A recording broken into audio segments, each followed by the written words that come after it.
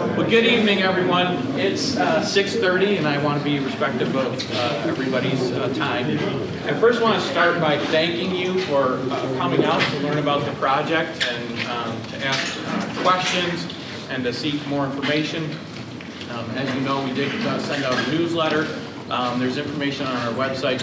But again, if you have any questions, please feel free to shoot me an email. I'd be happy to answer any questions that you have.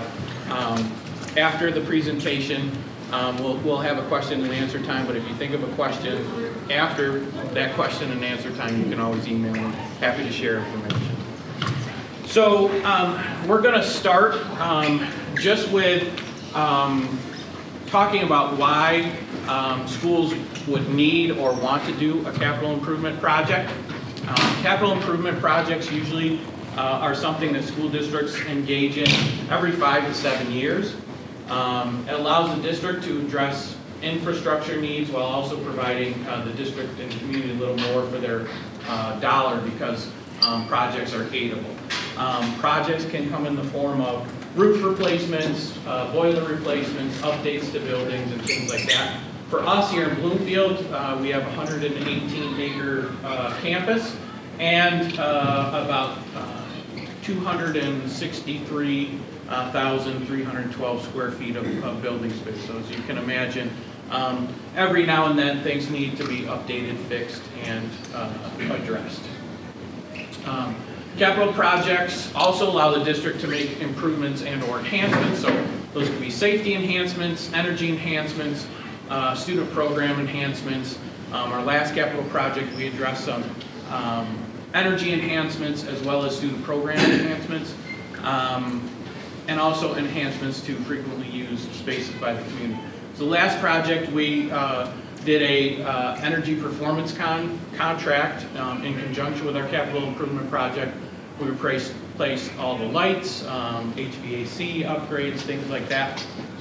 When you do an energy performance contract, your guaranteed savings, we just got our report. We actually were $37,000 above the guaranteed savings. So that energy enhancement piece of that project paid some big dividends. We also added a hydroponics classroom. One of the things that I was able to do several years ago is I participated in the East Bloomfield comprehensive plan. And in that plan, it talked about the rich agricultural history here and the desire to see more ag ed programs come back to the community. So we added that hydroponics classroom space. And through that, we're able to grow lettuce, basil, things like that. We use that in the cafeteria, and students are able to get a great experience in that program. We also did some upgrades to tennis courts and elementary playgrounds. So the picture on the left-hand side is a picture of the elementary playgrounds before that last capital project was done. The picture on the right-hand side is what our playgrounds look like now. One of the issues with our playgrounds that we addressed in that project was there were wood chips on the playgrounds, and it was not conducive to allowing students who were in a wheelchair to access the playground fully. So this playground does have a flat surface, so it's handicap accessible. We also added 3 additional tennis courts. So now we have 6 courts, and we striped 3 of those courts for pickleball. Again, one of the things in the comprehensive plan was a desire to see more recreational activities for the community.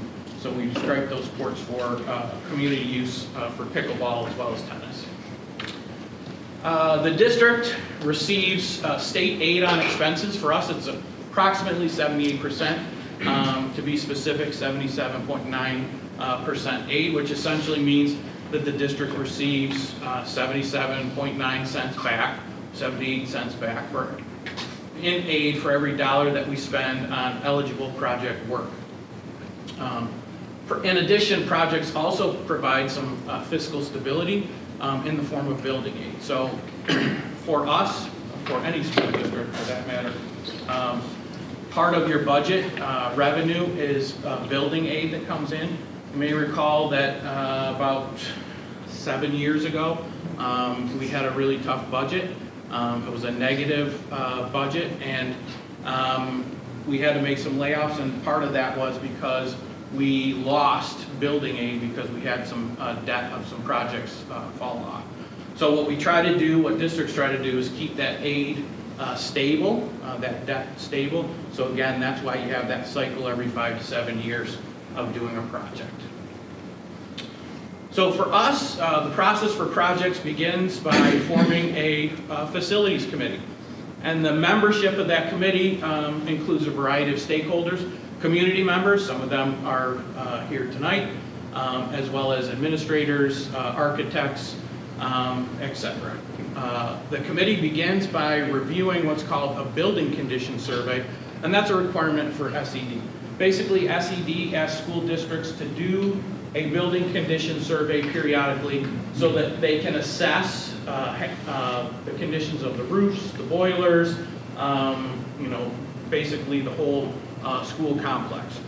What happens is, once that's done, that gets submitted to SED, and then SED expects that if a roof replacement shows up on your building condition survey, that you do that roof replacement in a capital improvement project. If you don't do that roof replacement in a capital improvement project and something happens, when you go to SED, SED says, well, wait a minute, you knew that the roof needed to be replaced or this boiler needed to be replaced 3 years ago, and you didn't do it. That's on you, not on us. You're going to have to pay that expense dollar for dollar. That's not a capital expense that we're going to aid you on. The committee then identifies specific items to consider for inclusion in the project from that building condition survey. And again, there are some items that the survey says you probably should think about in 5 years. You probably should think about in 10 years. So the committee really kind of takes a look at that building condition survey and says, what do we want to address in this project? What needs to be addressed in this project? What might we be able to put off a little bit? What might we be able to do internally that's shown up on that building condition survey? And then the committee reviews a list of needs and wants from previous years. So again, just like if you own a home, your home needs maintenance and updating periodically. It's the same with school buildings. Just like if you own a home, there's probably a to-do list or a list that you'd like to get done, but you put off for various reasons. Our school district has a list of needs and wants from previous years that we just never included in a capital improvement project. So we look at that as well as we're forming the scope of the project. Then we review and discuss current needs and or opportunities for efficiencies. Again, perfect example was last project. We said, we can dovetail the capital improvement project with an energy performance contract, save some money on our energy bills, and it was a great project. And again, we were able to get more for our money by doing that. What student program needs might we have? What savings and efficiencies might we be able to realize through capital improvement work? And we'll talk a little bit about some of those in this project. In the past, we put solar panels on the roof of the elementary school, and again, talked about the lighting replacements.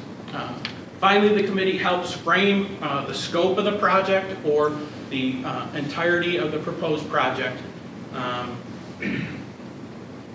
For us, major items included in this proposed project, and we broke them down into 3 categories: health and safety, operations and efficiencies, and student programs. So under health and safety, we're looking at relocating the transportation facility, the possibility of bringing the school-based or school-linked healthcare clinic to Bloomfield, replacing the PA and clock with a notification display speaker at both the elementary school and middle high school. Under operations and efficiency, we have a boiler that needs to be replaced at the elementary school. We have some doors that need to be replaced throughout the district, some HVAC work throughout the district, some window hardware replacements, student programs. We're looking at a potential of a new student learning space for career and tech education here in Bloomfield, turf infields, on the upper baseball and upper softball fields, and I'll get into the rationale for that later in the presentation. And then we're finishing the elementary and small gym floors. And again, those are just a few of the items that are in the project, big items. So let's start with transportation facility. So why a new transportation facility? Well, currently we have a facility that was constructed in 1940 with an addition added in the early 60s. You can see the plaque on the right-hand side. So if you go into the high school, there is a plaque right in the entrance that denotes that the high school and the bus garage were both built in the 1940s. But there was an addition added in the 1960s. Current location also presents some safety issues. So you can see the lower right-hand picture. We've got a semi-truck making a food delivery. You can see the other pictures. We've got cars and buses all intermingled on that campus. The current location presents some logistical challenges with parking. So you can see the picture on the lower right is during a basketball game. So if you attend any of our sporting events in the evening, you'll know that parking is at a premium, especially when we have those games back to back. You can see in the upper right-hand side, we've got a bus that's on a board. That's because the floor isn't level, and we have to use a board to get the bus on the lift.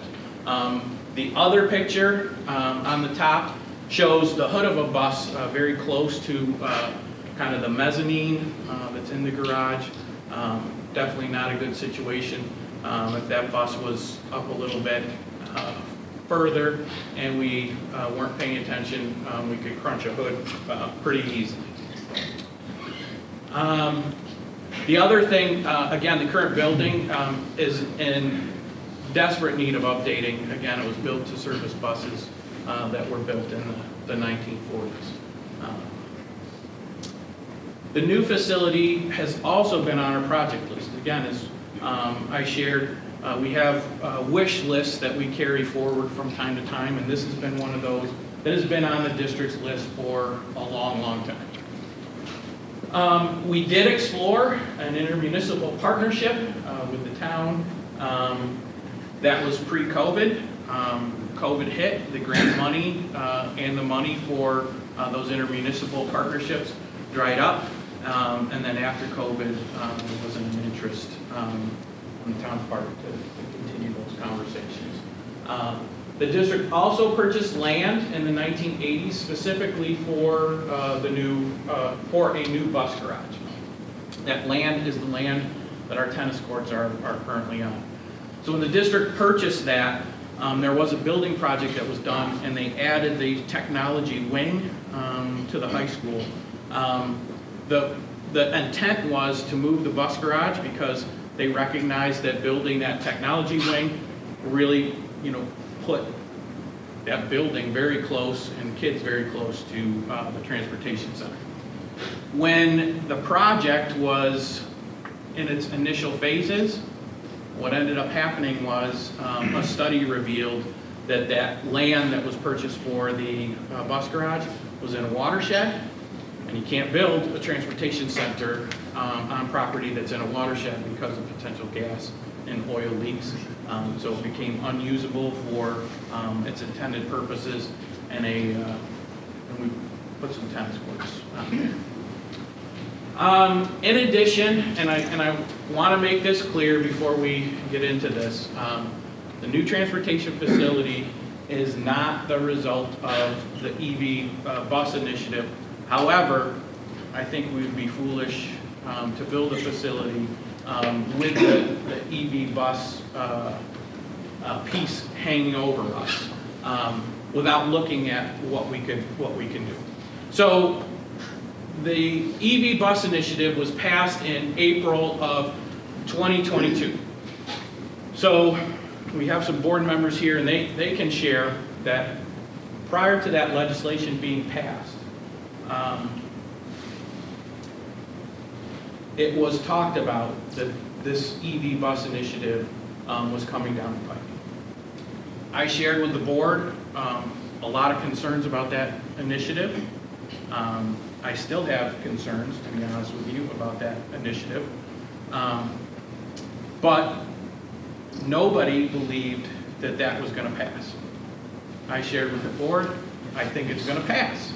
And I think it's going to pass because you're not hearing anything from the New York State School Board Association about this initiative. You're not hearing anything from the Rural Schools Association about this initiative. And you're not hearing anything from the New York State Council of School Superintendents on this initiative because I think everybody thought it's crazy and it won't pass. Well, it passed. And the legislation says that beginning in 2027, school districts are only allowed to purchase electric buses. And by 2035, your entire fleet has to be converted fully electric. We are continuing to advocate to have that timeline pushed back. I am advocating specifically for districts to have local control about whether or not EV buses are right for districts. That's an important piece to me. I believe that that should be a community vote. I believe that if the community feels that an EV bus makes sense, an EV bus or a whole fleet of EV buses makes sense, that should be a decision that they're able to make. If they don't believe that an EV bus makes sense or any EV bus makes sense for them, then I believe that should be a decision that they're able to make. With this facility, essentially what we're looking at doing is putting the infrastructure in. So obviously when you build a new facility, you need electric, you need sewer, you need water, etc. When we put the electric in, the plans call for us to make sure that the electric service is available to support EV buses if this initiative sticks, or if the initiative doesn't stick, if the community would like to purchase an EV bus, the infrastructure's there. The nice thing about that is Bloomfield was eligible for a free fleet transition plan through NYSERDA. We took advantage of that grant funding for that free fleet transition plan. And because we engaged in that plan, which indicated that RG&E is telling us we do have the power needed to charge the buses, we get the infrastructure at a reduced cost, if not free. So we would probably be saving close to $200,000 because we participated in that study. And that study would allow us to put that infrastructure in. So as we thought about this bus garage, really this process started 2 years ago. So this project has kind of been 2 years in the making. First meeting was December of 2022. The group looked at everything basically and made the decision that they felt a new facility was in the best interest. We would have to really upgrade our current facility. We have a lift that's 50 years old and is close to the end of its useful life. We have an oil separator that needs to be replaced, and in order to do that, we would need to dig up the floor of the garage. We're being told that once you start work in a building, that you really have to bring the building up to code. And again, we haven't done much work in that building, so the code that building falls under is a 1940 building code. So we would have to probably do some ventilation work and a whole bunch of other things. The bathrooms are not handicap accessible. You'd have to make the bathrooms handicap accessible and things like that. So we'd have to invest pretty heavily in the current facility if we wanted to upgrade it. But it still doesn't solve the problem of it's not in a great location. I did have a community member email me with a question and said, has anybody been seriously hurt or killed, at the facility? The answer is no, but we have had buses back into cars. We have had buses back into other buses. And the facility is one in which the buses are backing out. One community member who came to the open house at the bus garage said, you know, you've got a staff member standing there, right, and making sure that that bus doesn't back into anybody who happens to be one. When we don't have the staff, we have one mechanic, and we don't have the staff to station somebody at the corner of the garage as the bus is backing out. So, I mean, there are definitely some safety and logistical issues. And again, investing heavily in the current garage doesn't solve that it's in a pretty bad spot.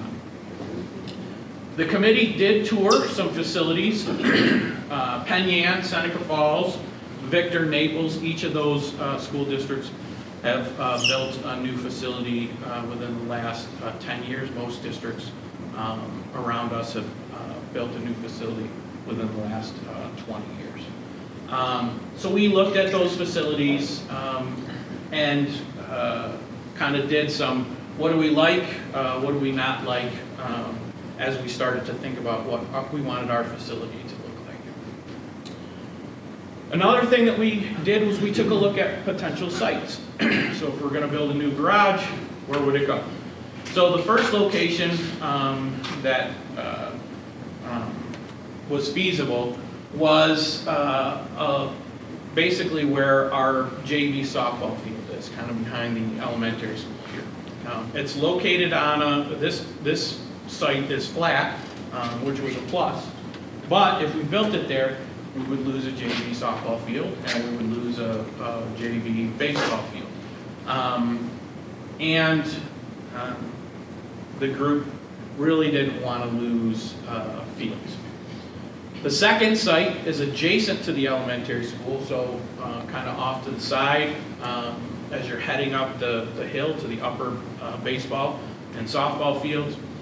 The problem with that is it's on a hill, and the site work costs would have been considerably higher because it's not flat, so you'd have to make that area flat, so a lot of cutting. It would involve a retaining wall and things like that. The cost estimates for that came in really, really high, and the group just said, that's way too much of an expense for us.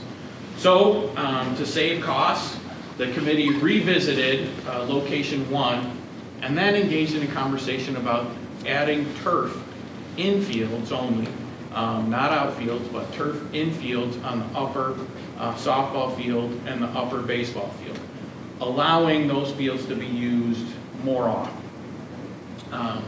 That resulted, believe it or not, in a cost savings of roughly about $8 million. So the scope details for that are seen here, and I believe everybody, I hope everybody received the newsletter, and I believe this graphic is also in the newsletter. Essentially what we're looking at is we're looking at putting the facility where the JV softball field is and making an entrance onto Oakmount Avenue. Oops, let me go back.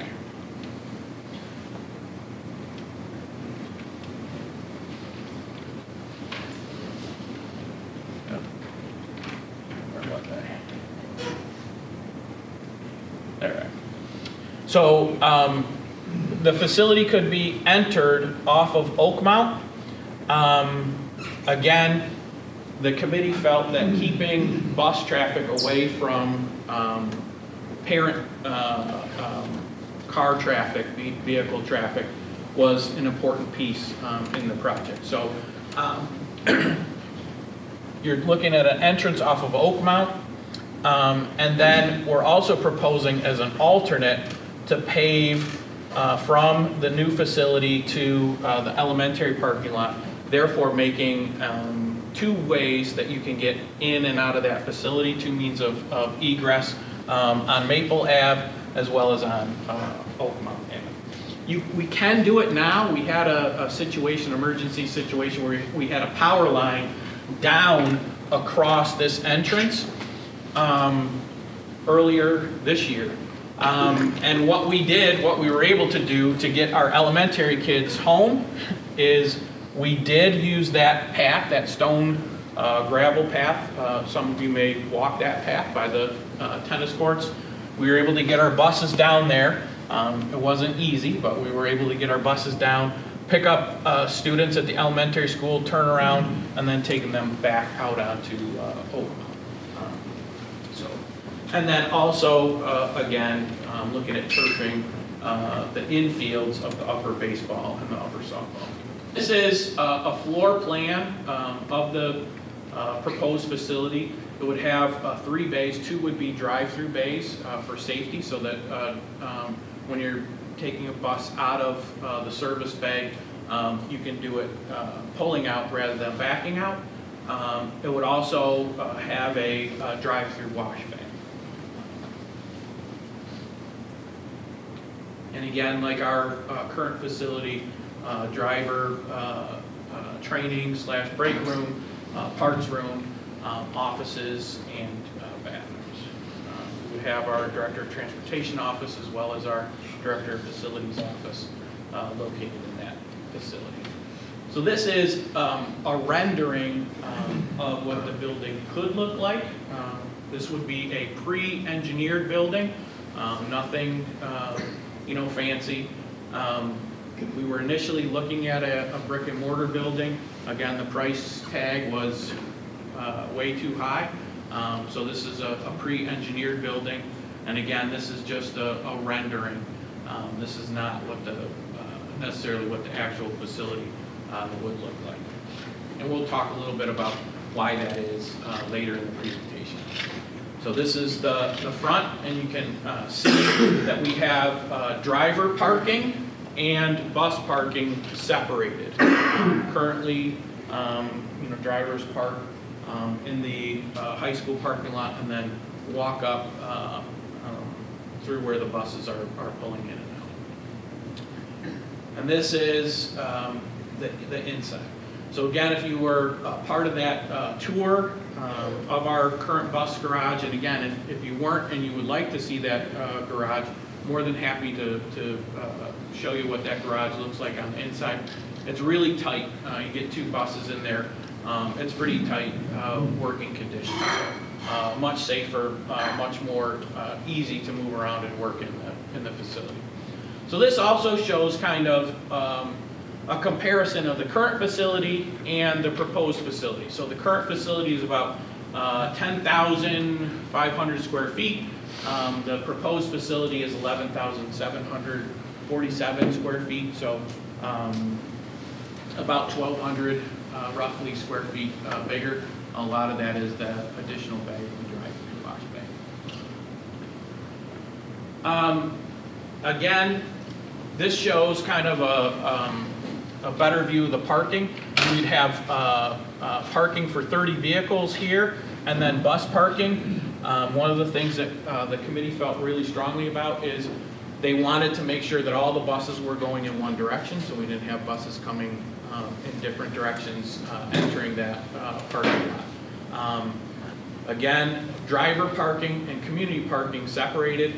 The thought was if you ever have attended a baseball or softball game, especially if you're up on that area when both baseball and softball are playing, parking is at a premium. So these 30 spots could be overflow parking because we do have a trail that goes up to the upper fields. So if we were to build a new facility, the question then is, what do you do with the old facility? We're proposing that the old facility be turned into a student learning space where we could offer courses such as small engine repair, basic auto tech, welding, things like that would fall under an agricultural education pathway for students. We did do some visits for that too. So the picture on the left is Penn Yan. Penn Yan has a pretty vibrant agricultural education program, and the pictures on the right-hand side are of Letchworth, and you can see again those double doors similar to what we would have here in Bloomfield. one of the things that we've done is we've had some conversations with BOCES. Career and tech education has taken off. There are waiting lists for kids to get into career and tech ed programs because they are so popular. And BOCES is begging for space for those programs. We've had conversations with BOCES and we've said, you know, we're looking at a potential building project. We're looking at the potential of converting our current bus garage into CTE space. Would you be interested in partnering with us? And BOCES had said yes, which would mean that BOCES would lease that space from us, which would be a way for the district to generate some additional revenue. Our students would still be able to access courses there. We wouldn't be busing them because it would be right on campus, but other students from the region who wanted to participate in an ag ed program would be able to do that here in Bloomfield. And again, BOCES would lease that space from us so that we can generate a little bit of revenue. We're also hoping to house a school-based or school-linked health clinic in the portion of the facility that's adjacent to the bus garage. So this kind of shows the ag ed space, or the space that BOCES would lease from us, the current bus bay, and a classroom space here. This part of the bus garage would remain the same. So currently Buildings and Grounds uses that for storage and a workshop. And then this purple shows kind of the space that we're looking at for a school-based health clinic. So some of you may say, why do I care about the school-based health clinic? Who cares? Well, school-based health clinic, if we could pull it off, offers the opportunity for our students to access mental health care, dental care, and medical care. One of the issues that all school districts are facing, and I don't think it's a secret, it's there's an increasing number of students with mental health needs. We are trying our best to meet those needs, but we're struggling. We've talked with the county, I've talked with the county, and I've said, you know, we would house a mental health counselor, a county mental health counselor here in school, if you could provide us one. That way we don't need to hire one, students would still have access to it. The county has said, we're 100% on board with providing you that, and we don't have the people, we don't have the staff, you know, to do that. If we partnered with an organization such as like a Rochester Regional Health or Mosaic, which other districts in the region, Penn has a school-based health clinic, Marcus Whitman has a school-based health clinic. There are many school-based health clinics in the Cooperstown, Leatherstocking region. We would be able, they provide that person and our students just have the access. If it's a school-linked healthcare clinic, then what they would do is they would lease that space from us, and it would not only be open to students, but it would also be open to the community. So again, I say if we can pull it off, because as you know, health insurance is a business, and so they need a certain percentage of students who are free and reduced or socioeconomically disadvantaged in order to make that profit margin work for them. If we don't have that, then I think what we would do is we would look to partner with BOCES and figure out, can we offer additional courses in that space. One of the options is BOCES currently offers a program called Education Professions. It's for juniors and seniors who are interested in becoming teachers.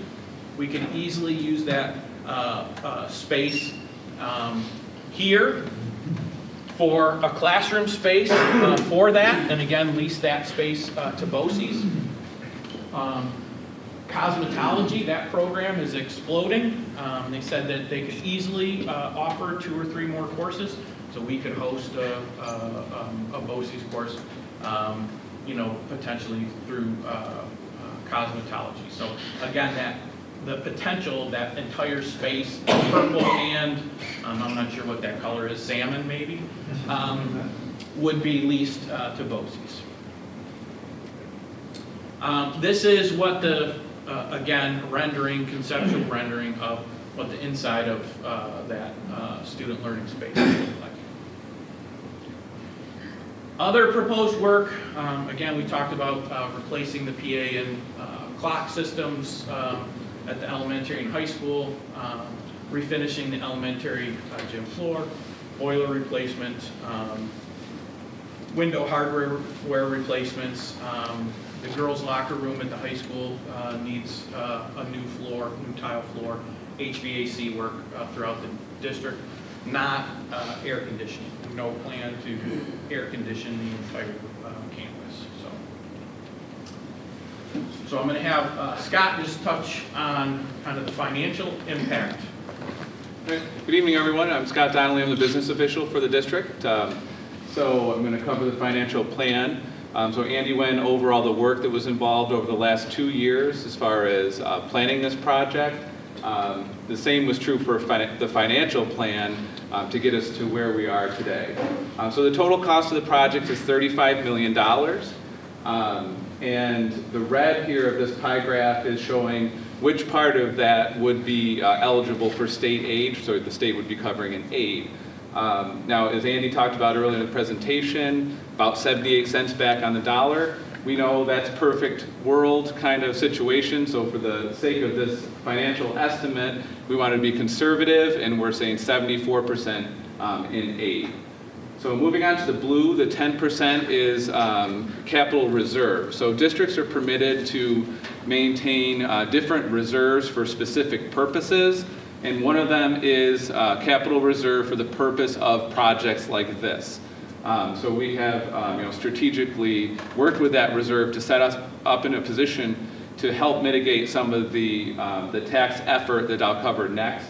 So that would be 10% of the $35 million, or $3.5 million from the reserve. So that moves on to the green and the purple. So we'll start with the green at 9%. So Andy talked about the district has continuing debt service. So it's basically the various projects that we've had in the past and the debt payments that we pay each year. And our goal, and every school district's goal, as Andy mentioned, is to keep that as stable as we can over the years. So as we move on, some of those old projects are going to, they are dropping off. And so what we need to do, because it's in our best interest, is to keep that stable. So that's the 9% that we basically backfill into that debt service to keep it even. Again, Andy talked about the building aid issue.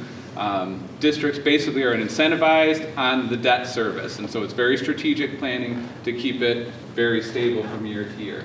So that leaves us with the purple, which is 7%, which is the new share that's needed for the tax effort, and that was covered in the brochure. So if we can go to the next slide. And so I'll read you some of these, and I know it's going to be small for you, but it is in all the materials online. It's in the newsletter and those things. So our estimate is that we're looking at 21 cents per thousand assessed value before STAR. So you may qualify for the regular STAR or enhanced STAR. So it's 21 cents per thousand before STAR. And so just start with a $100,000 home, because it's a nice, easy math problem. We'd be looking at $21 per year before STAR. If you qualify for the basic STAR, we're at $14.98 per year at $100,000. If you're an enhanced STAR, $3.42 per year for the $100,000 home. I'll jump up to $200,000. Again, you can take a look at this closer in your other materials, but at $200,000, after basic STAR, $42.80 per year. Enhanced STAR, With no STAR. I'm sorry, I read that wrong. $42.80, of course, before STAR. With basic STAR, $36.38 per year, and with enhanced STAR, $24 $2,000.82 per year.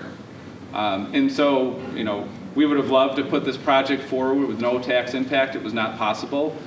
We whittled down this project. We started at very high numbers as far as tax impact, and getting it down to 21 cents it took a lot of effort, and it's not feasible with no tax effort for the project. So that's the basic financial plan.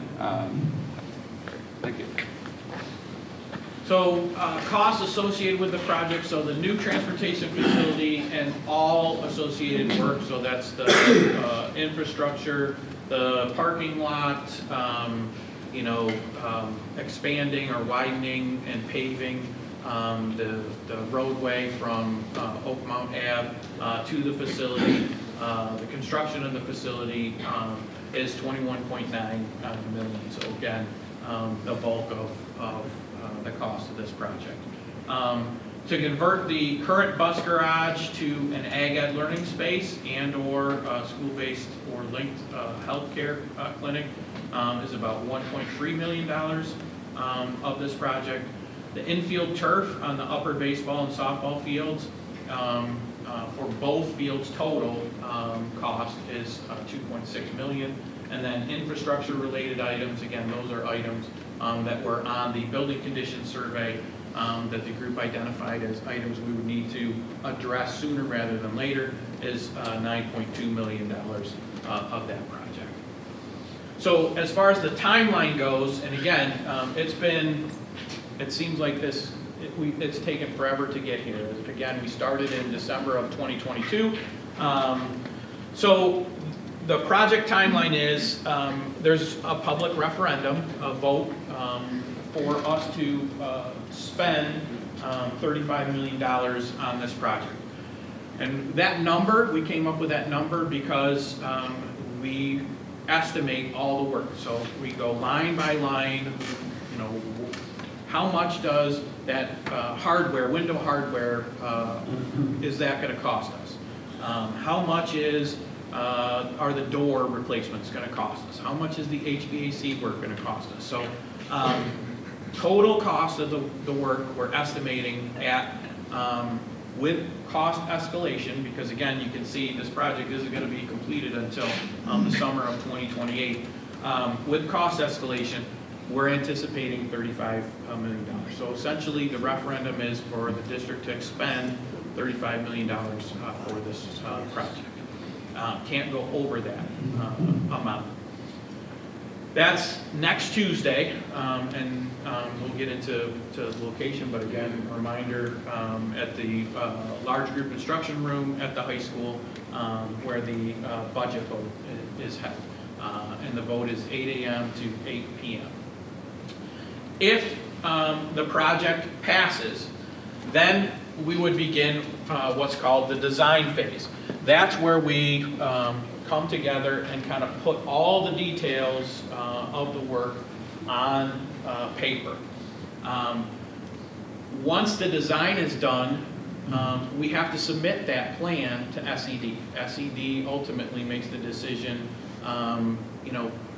we like the design, we don't like the design, we need you to fix this, tweak this, whatever. So SED review and approval we're anticipating between the fall of next year, fall of 25, to the fall of 26. In the fall of 26, we're anticipating that construction would start, and then it would be completed in the summer of 2028. Why so long? Well, it would have to be phased in because we would need to build the new facility first before we convert the current facility into that ag ed learning space or CTE learning space. So as far as information, hopefully everybody in the room who lives in the district received a postcard with important dates, including the open house at the bus garage, tonight's presentation, and the vote date and time. There's a frequently asked questions document on our website, posted on our website. So if you go to the top of our website. I think it's the far right on top of the toolbar. You'll see a Capital Project 24 link. Click on that, and there's all sorts of information, including a video. Some of you may have seen that we released a video on the project to get information out. We did the open house, and then we also mailed out a newsletter to the community. What's next? Well, public presentation and hearing today, public vote on December 17th, and then just so you're aware, there will be an exit survey that we're going to offer to people. So when you come to vote, there's an opportunity for you to take an exit survey to say, you know, what you thought about the project. If you vote no, why you voted no. If you vote yes, you know, why you voted yes. Opportunity for you to share your thoughts. Again, a lot of people participated in this work. So this is, you know, some of the individuals who participated. You can see, again, several community members. I know a few of those community members are here today. So at this point, I'll open it up to questions and any comments that people have. Yes, sir. I have a question. Thank you, first of all, for this presentation. I appreciate it very much. It leaves me puzzled, though, because the focus of paying for this is only on one piece, which is the impact on the school tax. But the state tax has to be collected as well, and the reserve has to be replenished. And I think it would give people who want to decide on this project a more complete sense if they knew, for example, if every other school community was doing this project or a project like it across the state, that state funding would impact every taxpayer through their income tax. So I think it would be very helpful to include in your financial impact the cost of rebuilding the reserve and the state income tax impact as well, based on the assumption that other communities are doing something similar to this. Thank you. So every year the district tries to replenish their reserves incrementally. We used reserves to do the last capital improvement project. And again, since that project, we've incrementally tried to increase our capital reserve so that we had money to put toward a project like this.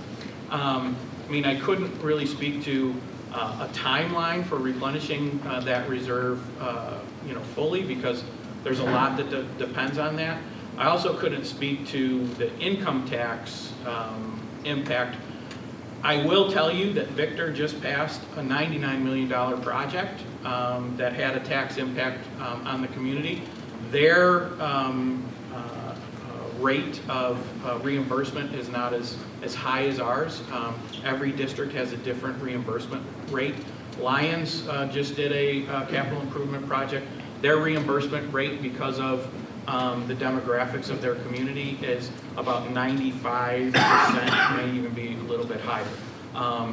Other districts, Honeoye just voted on a capital improvement project, again, albeit not the size of this one, but their reimbursement rate is well below ours because of the wealth of their district, given the lakefront property.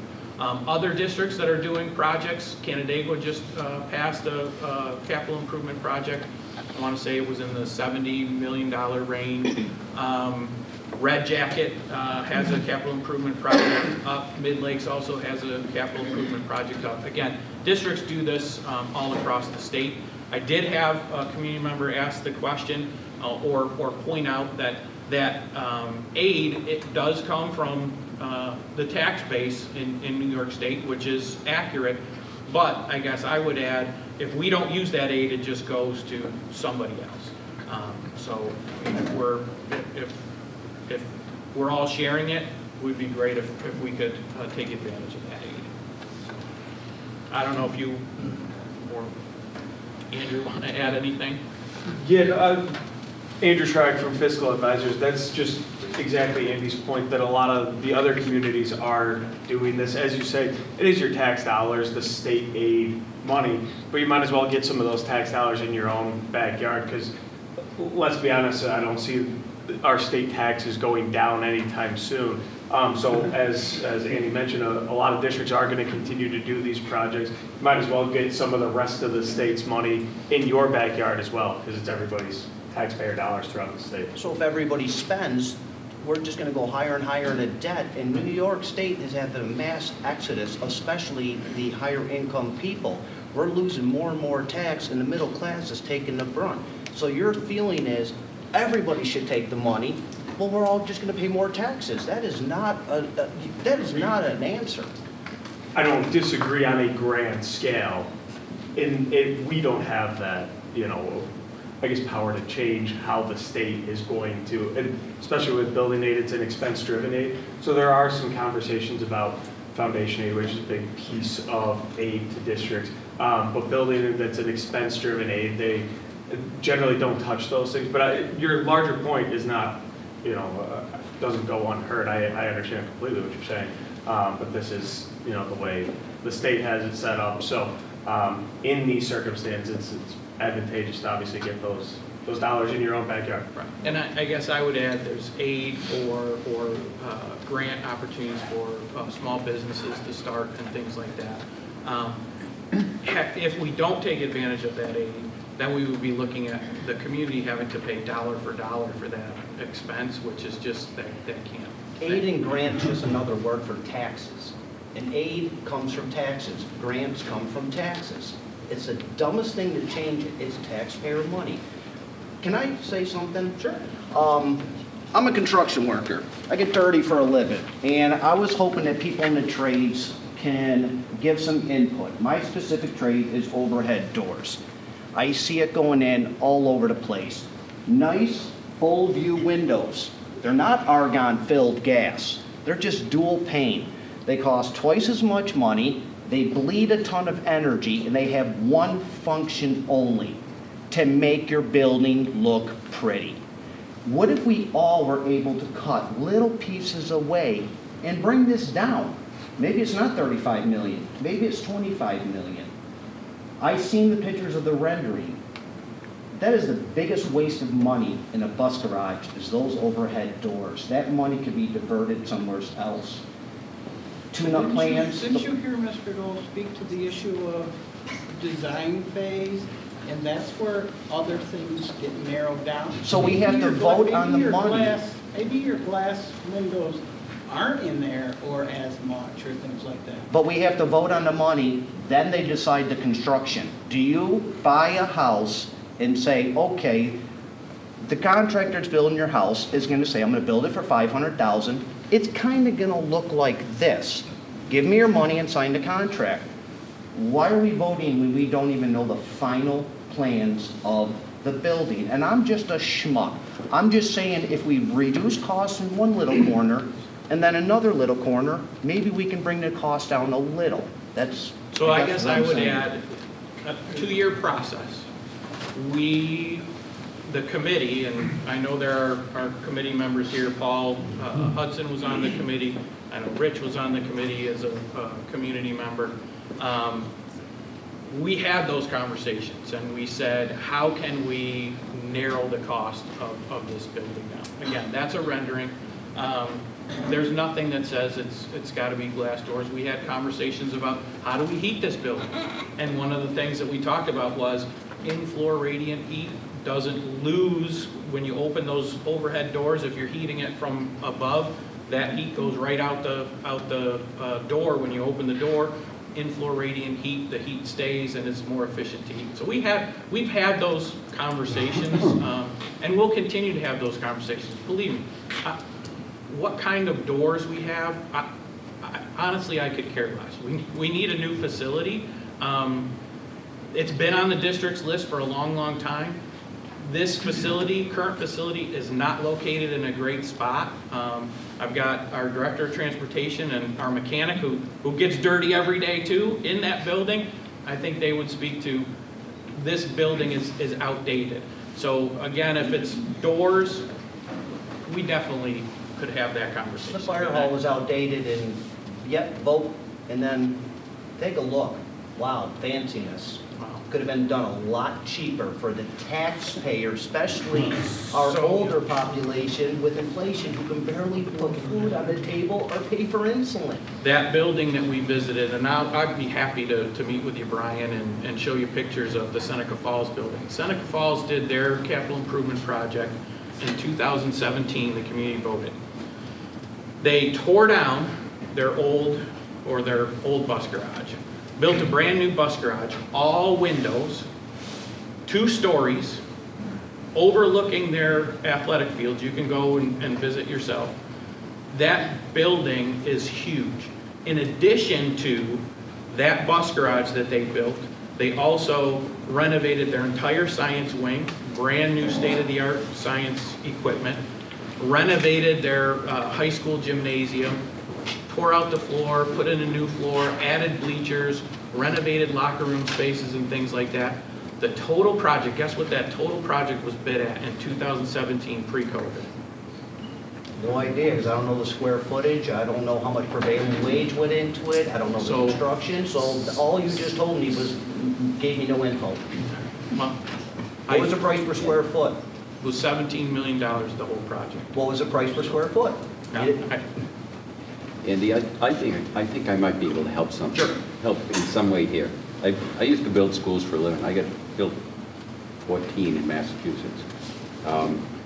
And generally what you do is, this is the process. You go in, you're at the 10,000 foot level and you estimate what the job's gonna cost.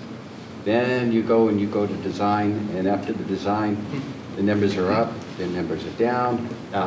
You do value engineering, and then you go out, you get your final drawing, your final rendering, and it's on budget. It's at least on budget. Then it goes out to bid. Then the school gets built, and all of this is done with, well, in Massachusetts we call them bands. They're temporary loans from the government or from the banks, and you don't pay. You don't start paying off the bond until the building is built. And then once the building is built, that's the cost of the building. So this project could it's estimated at 35. It could come in at bid at 32. It could come in at bid at 28. It could come in at bid at 42. Now, if it's 42, it's not a project. But if it comes in at 28, and then finally, after all the expenses are done and after all the contractors are paid, it's actually less money than that, then that's what the bond goes out, that's what you bond the project at, and that's what its eventual cost is. So it's a moving target all the way through the process until the actual certificate of occupancy is there, and you change from bands to bond. So this is still, it's at 35 million, but it will fluctuate until a key is in the front door and the certificate of occupancy is. That's when we'll know what the exact cost is, but it will not exceed 35 million. But you just said it could by your example, that it could be less, it could be more. That's right. If it's over 40, if it doesn't go out to bid, if the estimates are over 35. And if it goes out to bid and the bids come back at over 35, it's not a project. It has to be under the 35 million to be a project. Yes. So I have 2 questions. Sure. One, what's the enrollment projections for Bloomfield for the next 10 years? And then second of all, what is the length that the bond for this project will be? The reason I ask that is you talked about keeping debt service stable. And so I'm not a strong financial person, but it sounds to me that our taxes will be going up in perpetuity because is as this bond gets paid off, it's in your interest to take on more debt for other projects. So, The enrollment is one, and then second of all, what's the bond period for this project? so I can speak to enrollment. We're probably looking at, over the next 10 years, a drop of 25 to 30 students. And what's it been over the last 10 years? It's been a little higher. How many students can this school district educate at maximum capacity? We've had as many as 1,100, I think, in the school district in the history. What is the maximum that you could accommodate?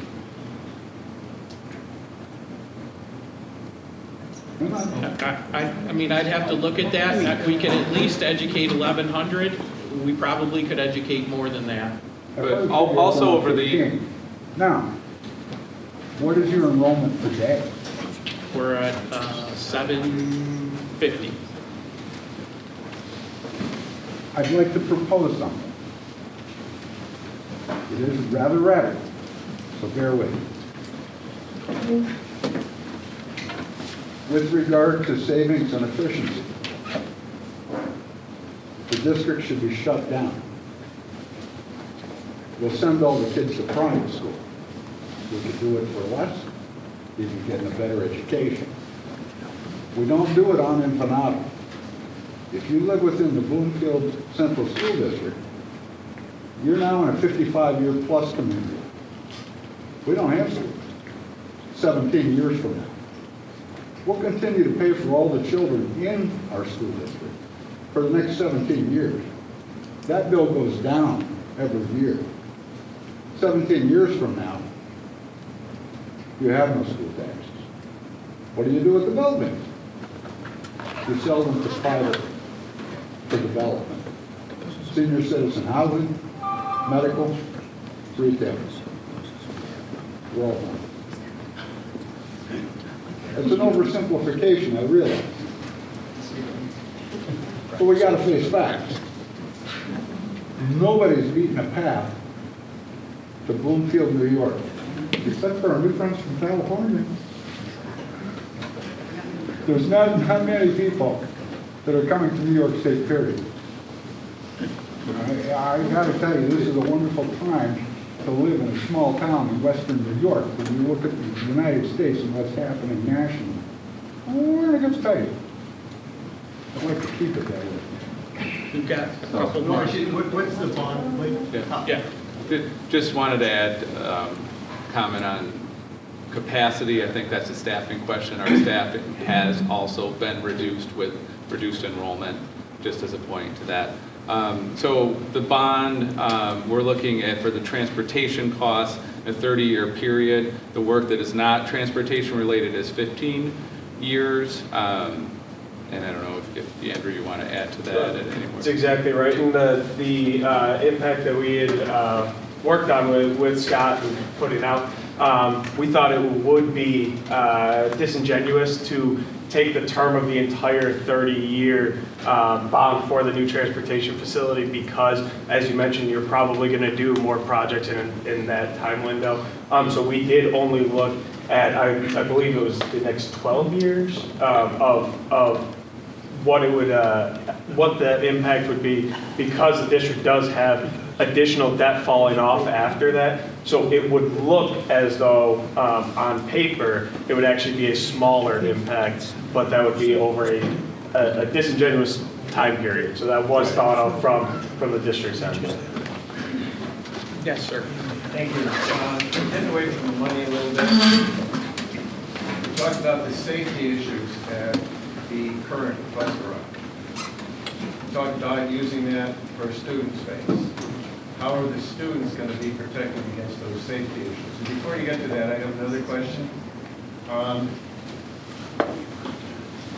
How will pollution of the wetlands be eliminated when you have all this traffic and the new operations on the field out there?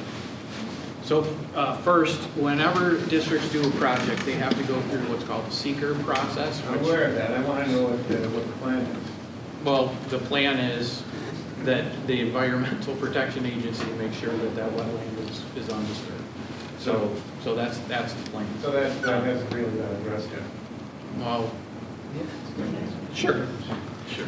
My name is Matt Thomas, and I'm with Marathon Engineering. We're the civil site engineers. And very similar to the tennis court project, you'll notice as you look towards the wetland from the tennis courts where the bio-retention area got put in with the plantings and to treat, we're required to treat water quality, water quantity for any project that goes over an acre in size. So just like we did with the last capital project to ensure that wetland is protected, the water is treated, we'll be doing the same thing here. One of the big things for projects, and I've heard some of the questions from a money standpoint, the district doesn't necessarily want to pay us to fully design this project before you know if you can build it or not, because that's spending district dollars to us to design it. So we only take it to a certain level to get to this point, to kind of wrap the arms around the cost with some of the other team members, and then if the vote's successful, then we really dive into the details. But there are criteria thresholds that we have to design within in order to ensure that happens. And forgive me, I forgot your first question. The safety issues for the students in the redesign or repurposed bus garage that we have already. So we wouldn't have bus traffic there at all. But what about inside the building? The oil separator and the uneven floors and all that other stuff? Well, that's part of the project. So that space would be converted into a student space, and those issues would be. So then you have to redesign, you have to remodel the building anyway and bring it up to code. Seems like Yeah, for $1.3 million, you're gonna bring it up to code anyway. yeah. So how much in excess of the remodel would it be just to completely remodel the old building? I don't know if I missed that. That number has been presented. So if you have to bring it up to code anyways, to put children in, how much in excess to that would it be just to remodel the old building? And you're leaving your grounds department in there for your mower maintenance and your small equipment maintenance anyways. So it doesn't seem, and with your capital reserve of $3.5 million, it seems like you could do the whole project on the capital reserve for under that and have a new facility there that's been revamped. There's, again, going back to the project cost, there's $9 million in just infrastructure work alone. So, But it's only 1.3 to make that building safe enough to put children in. But then where's your transportation facility? No, what you're saying, if it's 1.3 to make it safe enough for children, how much more is it to fix whatever need to be fixed? A whole To lot be more, safe, especially if you're talking charging stations, you're talking large engine as opposed to small learning center with small engines. I mean, that's a big difference, and I think David could talk to that. Yeah, I mean, if you're talking a fleet of buses that you have to maintain, as opposed to a classroom where a car can be brought in to work on, that's a big difference. But is there a hard number of that? Is there We an estimate don't of have that? an estimate on that. No. We didn't think it was worth, putting that kind of money into an 80-year-old building in a place that is not big enough, and it presents all the other challenges. Well, how The old new is the EV school? buses are larger than the old ones. How old is the school? If you don't want to put the money into an old building, how old is this school? About Well, the same age. So So we done can't build a new projects, school. I mean, we've been. I'm just saying, you said it's not worth putting the money into an old building, but we're still, A school building, you can't compare to a transportation building. They're two completely you are. different. For 1.3 million, you're gonna put children in the old transportation building. So you are trying to make it a but school. we're not going to service buses. Yeah, for like small engine repair and Everything's Much going difference, electric, yeah. no one's gonna have small engines in 10 years. Yeah, I know that. Are you gonna go out, no one's buying electric anymore, everybody's buying battery power. Small engine repair, that's the toughest thing ever. That field's gonna be gone. And if New York State wanted to outlaw natural gas, how are we heating the new building? Because electric is pretty expensive. I grew up in an electric home. How are we heating it? Could I address this guy's point? See, that's You've got to keep buses away from kids. You've got to keep the cars away from kids. You really, that's the worst possible location for a bus coming, right there where the kids enter and leave the schools. That's the reason for moving that building, is that, you know, you don't hear about the tragedies that happen, but I've been building schools all my life, it seems like, and they happen. You've just got to keep separating the buses from the kids. And then you can decide what to do with the old building. But this whole purpose, I was part of the committee. We talked about, you know, the do nothing option. And that's not a viable option. You've got to keep the buses away from the kids.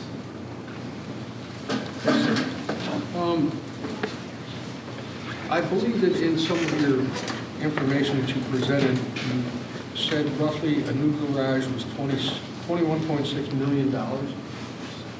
And then we have another, let's call it $14 million for some of these other added expenses. Why isn't it possible for us to vote on a new garage for $1.6 million and then also vote on your other, what was it? The boiler, the HVAC. Is that what you mean? Yes. Okay, so break this down. So you could have like 3 proposals. Okay, baseball diamond with the infield in turf was what?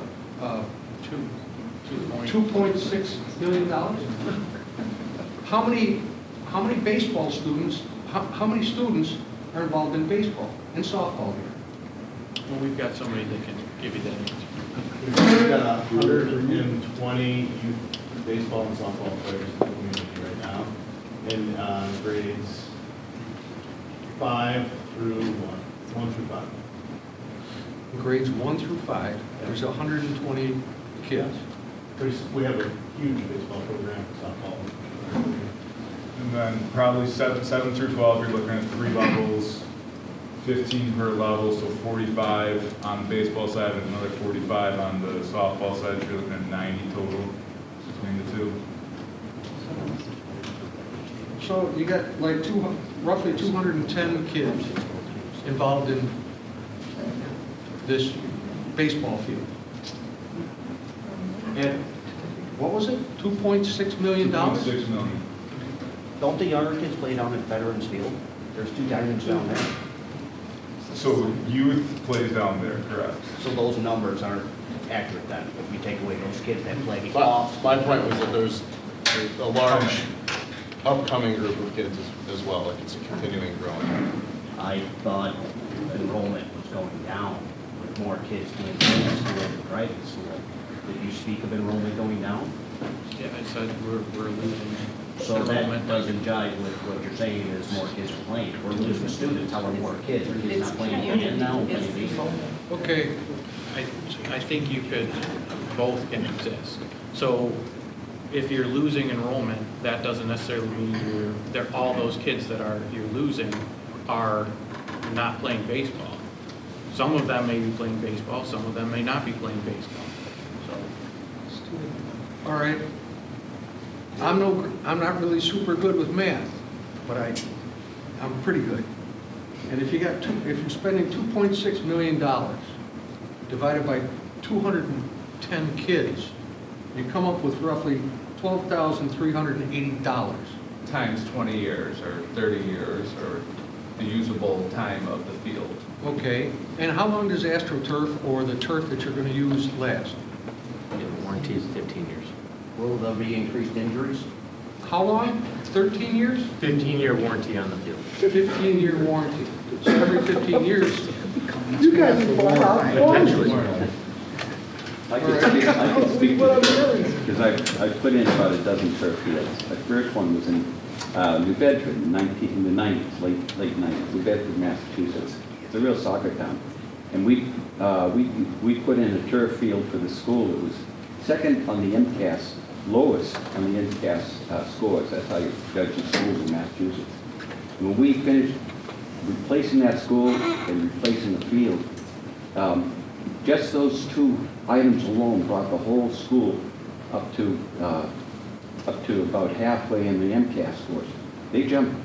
Out of 351 cities and towns, they jumped 150 points, and 150 towns, just by replacing the building and replacing the turf field. Now, that turf field is used 12 months out of the year now, because it doesn't rain, snow, nothing hurts the turf. Now, the first generations of turf were granted. They didn't last very long. They used rubber tires to fill. That was 4 generations of turf ago. Now the turf that they use is the safe, it's the carpet that you put in your house. And the infill is a very very natural product that they use. We did, on the last field that I did about 3 years ago, it was a high school in Littleton, and once that turf field was in, the athletic program jumped so good that took the school from somewhere around the middle of the athletic program for the whole state to number 16 in the state. And not only is it safer, it's less impact for the kids. They're renting all the time. They're getting 2 months more in the spring, 1 month more in the fall, and they're using that school, that field. All the districts around are using that field because it's usable during those months. I have to, excuse you, I know a lot about Littleton, Massachusetts. That's a growing community. That's a community that people are moving to. I just moved from. I know. You're here. We both here to retire here. The point being is, correlation is not causation. But we're talking about a product here. Yeah, but the point on that is there's other factors that lead to the outcomes that you're associating with the field. Okay, point well made, but the fact is that the turf fields today last longer, they're safer. I'm not debating that. You're just making some economic development issues. Point taken. But they're safer and they're better for kids. There's very little environmental impact on them, and they're not bad. By the way, we moved here to retire, so we're not the Exodus. I think Bloomfield's a great community. That's my point. The Bloomfield Central School District is a great retirement community. I'm not around this room. I'm not saying any of you got school-aged kids. There might be a few, but for the most part, we're seasoned There's a basketball game tonight, too. That's right. There are events going on tonight. I said there are events going on tonight. I have 3 kids in the school district. The others have school things in the school district. And we moved here from Canandaigua to Bloomfield. Nice. And how would you like it if we sent your kids to private school?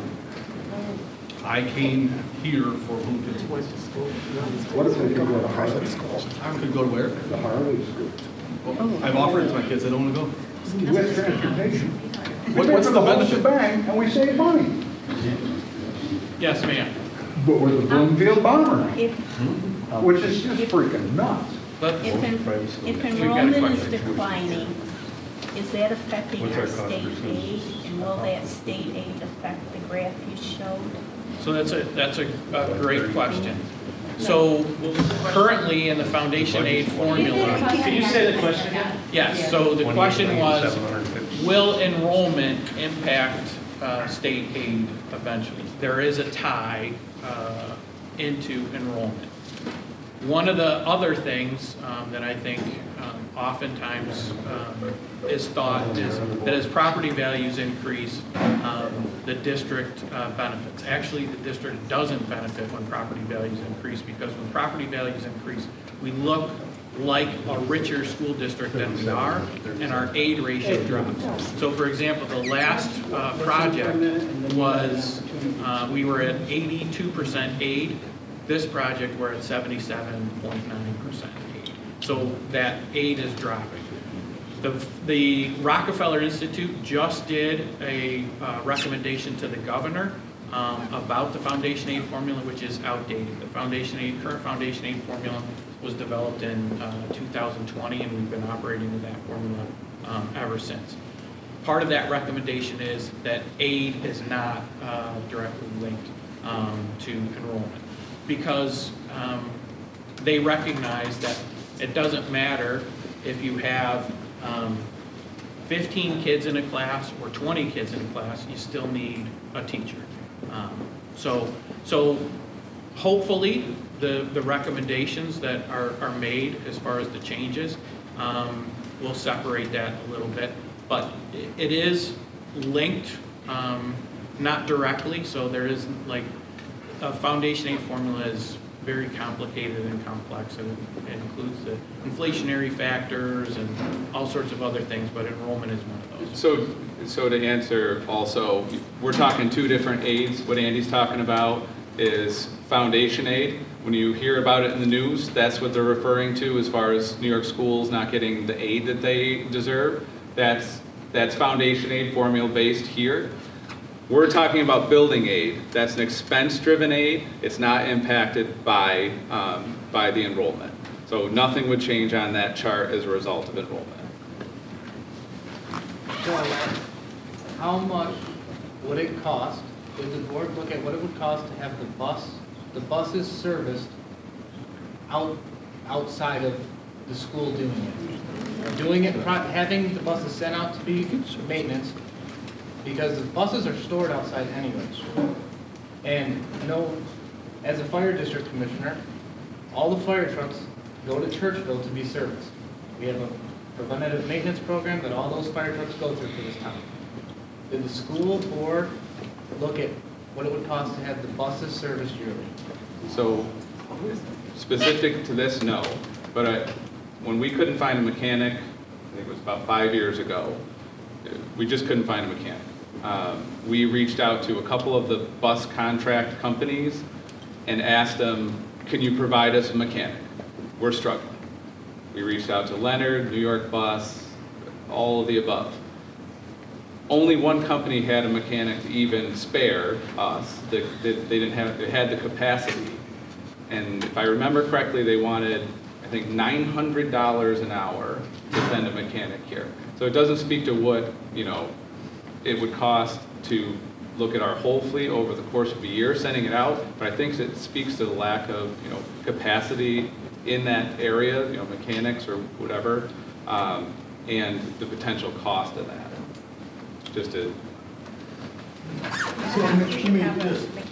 Let me just make a comment as far as comparing the maintenance of fire trucks, and I don't know anything about maintenance of fire trucks, okay? Other than the fact I worked on buses since 1986, so I know about working on trucks, and a fire truck and a bus or trucks. Buses have to be looked at by DOT one of two ways, every so many miles. Now, we make an agreement with the DOT inspector, so it might be 3,000 miles. It might be 30 days, it might be 45 days, depending on whether it's a big bus, small bus, and the agreement that you make with DOT. But when that bus hits that mark, it has to be looked at, always. My guess is, again, I don't know fire trucks, but I'm guessing that the fire trucks in Bloomfield don't hit 10,000 miles in a year. Probably don't hit 5,000 miles in a year. Just a pure guess on my part. But the school bus is there every single month. Every bus has to come in. That's in a perfect world when nothing happens. Not when the bus driver writes on the note that they do every single day, got a headlight out, Mike, got a tail light out, Mike, muffler fell off my bus, Mike, I got a rattle, Mike, and he's got to look at that over and over and over again. Every single day, something's being looked at, being fixed, being repaired in a school bus facility. There's never a down day. So the idea of running something, I was part of the committee years ago when they wanted to shut down bus garages all over Wayne Finger Lakes. And the plan was that a bus driver was going to take the bus in Penn that needed to be worked on and bring it to Marcus Whitman. I was in charge of Marcus Whitman at that time. And what I said to the folks that were on the committee doing this, like, the problem you're not getting here is you're sending a bus that needs to get fixed with kids on it. Because like, well, we'll bring the kids that go to BOCES, and we'll bring those kids on that bus to work on it. So you're going to send kids on a bus that needs to get worked on to come to a facility, and in order to do it, you're going to do what? You got to have a mechanic. So you don't eliminate the workforce, you just turn the workforce into a driver of a bus, an empty bus. But I think the biggest thing is it's just nonstop in the school bus industry. It never stops. The repairs aren't like your vehicle or my vehicle. They're just nonstop. Yeah. I have a question, this is specific to you. With the EV mandates, a mechanic's not a mechanic anymore. A guy that works on a gas and diesel engine just doesn't go work for Tesla. There is no muffler, there is no gas tank, it's software, it's batteries. I'm just asking, when we build this new bus garage, where we get mechanics that are trained in full EV technology? So, fair point. And again, I can go over my experience. Back in the 90s, the alternate fuel of choice at that point in time was compressed natural gas. And the thing you got to remember is that compressed natural gas was still a bus. It still had tires, it still had brakes. There's brakes on electric buses. There's still lights that got to get repaired. All those things have to get taken care of all the time. EV specific, certainly. There's mechanics across the state are being trained on it now. Facilities, the Leonards, the bus manufacturers, they're training people all the time to that type of work. So it will be. It's an industry that's going to boom. Yeah, it's going to replace working on your lawnmower, your gas lawnmower, for sure. Yes. Getting back to my original kind of question is why can't we break this budget down into saying we want to spend $22 million on a bus garage and vote that, and then say, okay, do we want to spend $2.6 million on turf for two softball fields, or baseball softball fields? And then do we want to spend another $10 million for the boiler changes and this other stuff? The problem that I've seen here in Bloomfield is that when it comes budget time, I get a piece of paper, 8 by 11, and it's got, for instance, transportation cost, this, administration cost, this, teachers cost, this. And it never tells you where all the money is going. It gives you a bizarre line item that should be explained better.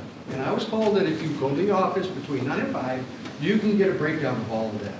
Well, I work from 7 o'clock to 7 at night, normally. So I couldn't make that. And it's always upset me, the fact that when these questions are asked, everybody says, oh, you gotta do this. Okay, now what I'm saying now is, if this bus garage is probably a very good thing. And standing by itself, it will probably be passed. But when you add in another $13.4 million, or whatever it is, and say, well, you know, it's just $13.4 million. People like me, I'm semi-retired. I work because I have to. So think about that. Think about breaking this down into little bits and pieces. Make it more digestible so that people understand. And how many buses do we presently have? 24. 24 buses. And we're gonna build a parking spot for 30 buses? No, those are the cars. Those are the cars. Okay. And presently, each one of these diesel buses has to be plugged in at night in the wintertime in order to keep the heaters running, right? No, we're not. You don't have to with the newer diesel engines. Okay. But we have diesel engines. We have diesel engine, we have gasoline engine, and we have propane buses. All right. Well, what I'm getting at is when you go electric, if we have to propose that we have to wait, we're going to be pushed into this. not only is the pipe in the ground to run from our basic small mini switch station supplied by RG&E into our building, but what about the cost of the chargers for these buses? Has that been added into this 21 point whatever million dollars? Or is that going to be, oops, oh, hey, we need another $7 million because we got to put in all these charging stations? Yeah, no, we've thought about all those, and again, because we took advantage of the free NYSERDA study, we are eligible for financing for chargers.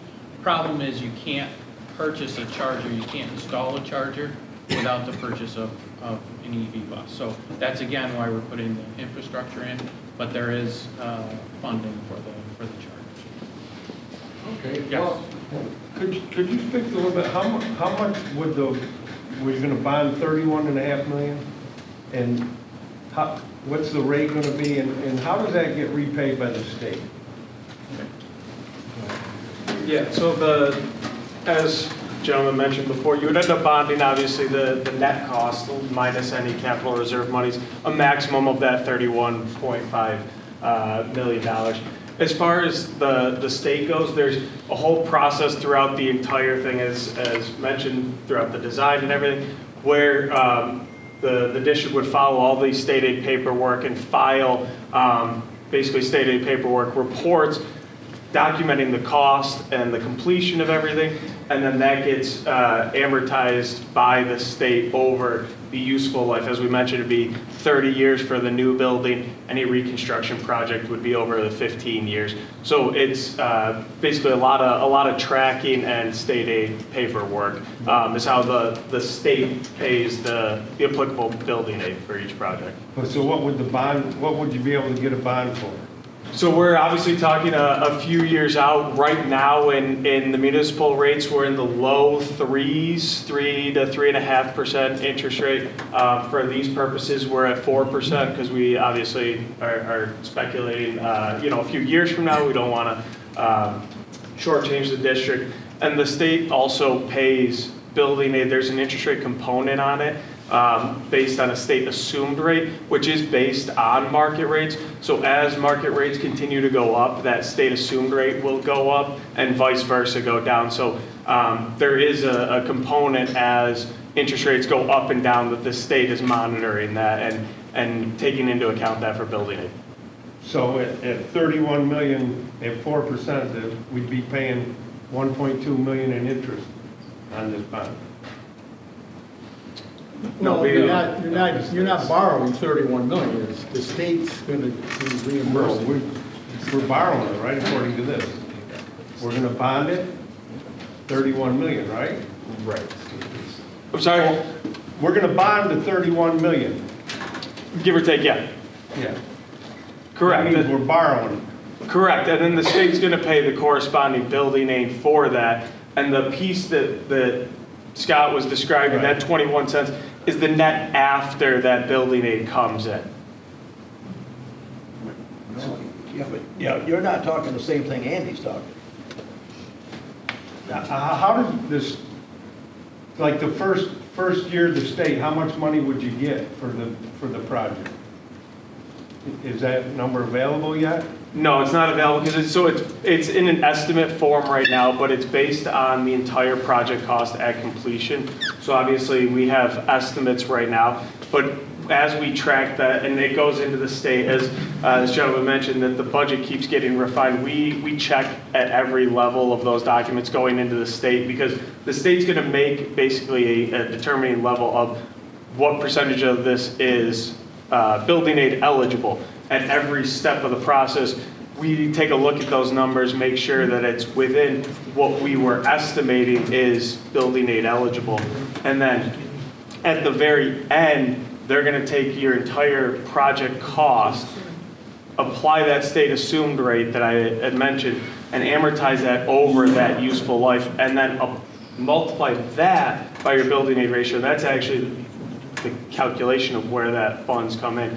So what that exact dollar looks like, when that state aid comes in, do we have an exact figure as we sit right now? No, but we have estimates as we go, throughout the project. But basically you're saying, according to your stuff, building age ratio at 78%, that's 78% of the expense. So if your bond payment plus interest amounts to, I'll just use rough numbers, the easy ones. If it was $1 million, you're gonna get $780,000.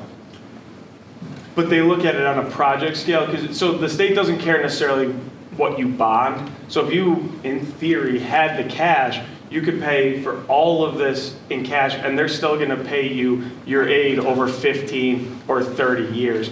They don't necessarily care how it's paid for as far as your borrowings and your bonding rate. So that's more of a strategy on the district side to make sure that those always line up, and that's something that Scott deals with every year with his tax cap calculation, to make sure that those revenues and expenditures are aligning. So is the 21 cents, is the interest factored into that, Scott? Yes. I think that's part of it. Yes. Principal and interest. Correct. Everything. Yes. Can you explain to me the impact on that lower field there? So obviously the softball field's going away. I think you said something about the baseball field is going away as well. There's also the soccer field and then the half field that you put in. What's going to stay, I guess? So the soccer field will stay. That will be untouched. It'll stay oriented the way it is. The baseball field will be impacted because, again, if you look at kind of the footprint of the building, here, I guess, baseball terms, there's a pretty short porch and you don't want to, like, hit cars. So the baseball field would go. And then the turf on the upper fields, is the thought there, you're losing fields, right? I know those fields are used, so I know that the teams practice on those, the teams play on those, Yes. I think. So we're losing that. Is the idea behind the turf just so that they can hold up better as more teams are on those? And is it even realistic to have more teams on those, I guess, because it is still one field? Yes. So actually, initially, as the group was having the conversation and saying, you know, geez, we're losing 2 fields, some of the group said, you know, you could look at it as losing 2 fields or you could look at it as gaining 2 fields, because on a day like today, where it rained pretty heavy in the morning, it stopped in the afternoon, you're not able to get on any of the 4 fields currently, versus if we had turf fields, you'd get on both of those turf fields. So we've also, and I'll let Greg speak to this, we've had to play home games away from Bloomfield because we needed turf fields. We've actually had to rent fields in order to get some games in. So again, we really kind of leaned on Greg and said, what would this look like if we just had the 2 fields and they were turfs? So looking at how the footprint is up there right now, this past year, up to May 1st, we had 6 practices on the fields up there for our varsity teams. So with the weather, all the different obstacles, we were playing our first games with only practicing 1 time on the fields up there, and that was with our facility staff working 6+ hours just trying to get the dirt dry enough to be able to hold a contest. What this would do is it would maximize that spring season and get us out of gyms starting in March, allowing us to have practices that would have to be a little bit more creative than we currently have. But with 45 people in a program, you're going to do regimented drill work using the turf to use infield specific, position specific types of drills that you can't do in a gym just because of the restrictions of the walls and hardwood floors. And then it expands it moving forward to synthetic is a much safer surface. I don't know if anyone's ever watched a game up there, but you hit a hard ground ball at third base, first bounce, second bounce, third bounce, might hit the third baseman in the teeth, right? Synthetic is going to be consistent. We're going to know what that bounce is going to look like all the way through. And it will allow home scheduling to become easier because you're not playing the rain hour. Barring thunder and lightning, you're playing the contest on the days that it's going to be scheduled. And it will allow us for the cycle of having 3 interscholastic teams. Even though we're down to 1 field, you're going to be able to lock that schedule in. And then moving into postseason play, it's going to be a desired location for people to come to. This past year with how softball was successful going all the way to the state championship, every single time you get through the sectional round, every contest was played on a synthetic infield. The model of the synthetic infield, the grass outfield, is very consistent across the state. It's something where that combination doesn't create an unsafe lip coming off, or a lip coming off the infield.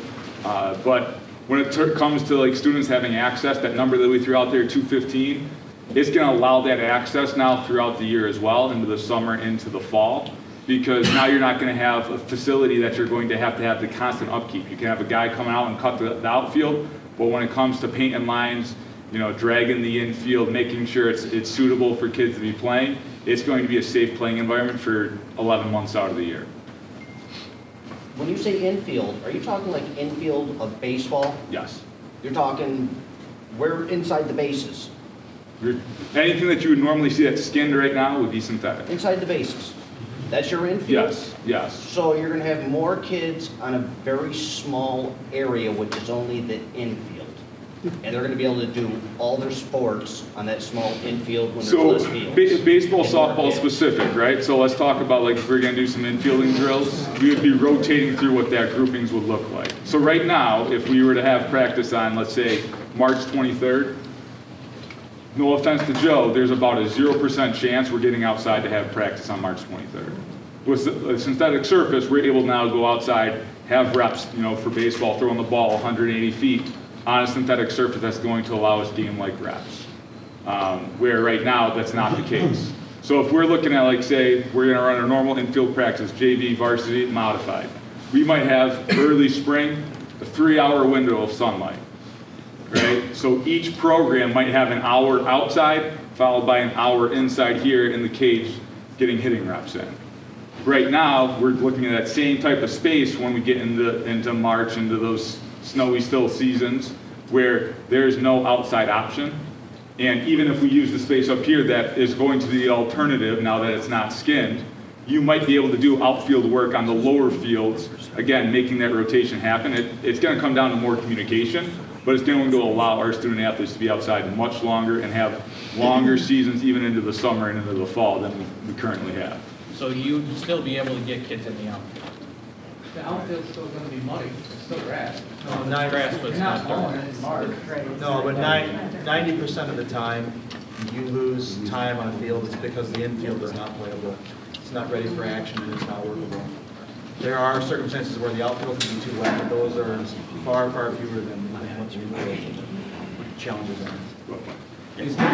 Will there be an opportunity for the rest, I know Brian is involved in the youth, for them to use this facility as well? Because I know we have Veterans Park, but the town has been a little reluctant to put money into those fields. We've done some stuff here and there, but they're not perfect quality, and we do get rained out, we do get standing water on those a lot. So is there something where that, if this money's being put into this, it could also be used, so it would affect that larger number of kids? Yeah, I think that would be the plan, right? We would use it the same way that other community organizations use the gym, for example. When we have the time and the space for that to be an option to be used, the upkeep is significantly less than having to have a 2-man grounds crew go out there and make sure that the dirt is ready to go, or to have chalk put down so it's ready to go. Everything's painted, everything's ready to rock and roll. You roll up, we unlock the gate, you come in, you agree to the facility use. We have one person check it at the end, we lock the gate back up, we go from there. And again, in the summer, we do have community teams that want to use the fields. What we have to do is we have to check those fields, we have to prep those fields for community use. We have to make sure that they're playable. And we limit, because we don't want to overuse those fields. Again, with turf, we don't have any of those issues. Yes? My question is to help answer maybe your question and a couple other people's. The reason you're putting all this together in this basket is so this can be done one time, because that boiler may end up out of everybody's pockets here instead of the state pocket. And those fields, whatever, So you're putting all this into one basket to get it handled. Right. That's what I thought. Right. That $9 million of infrastructure work has to be done. Right. We whittled that number down. It was a higher number. We whittled it down. That's the bare minimum that has has to be done.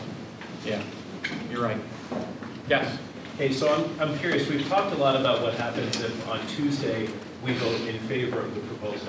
What happens if the community votes no for the proposal on Tuesday? I think it sounds like there's a lot of agreement on maybe aspects of this, but then there's disagreement on portions of it.